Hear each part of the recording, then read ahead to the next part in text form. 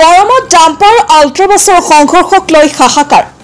আজি বিয়লিৰ ভাগত হাহাকাৰময় পৰিৱেশৰ সৃষ্টি হয় বৰমাৰ পূবচকত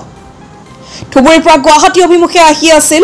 যাত্ৰীবাহী আল্ট্ৰাবাছখন ডাম্পাৰ আল্ট্ৰাবাছৰ সংঘৰ্ষৰ ফলত আল্ট্ৰাবাছখনৰ 3জন যাত্ৰী গুৰুতৰভাৱে আহত হয় আহত লোককেইজনৰ নলবাৰী মেডিকেল কলেজ হাস্পতালত ভৰ্তি কৰোৱা হৈছে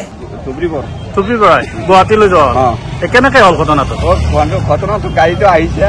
ডাম্পাৰটো পাৰ হ'ব লাগিছে ডাম্পাৰ এটা পাৰ হ'ব ডাম্পাৰ পাৰ হ'ব লাগিছে ড্ৰাইভাৰটো দেখি আছে আল্ট্ৰা ড্ৰাইভাৰ ব্ৰেক কৰিছে তাও ব্ৰেক নামানে নাই ব্ৰেক কৰিও আহি আছে আহি কেনে লাগি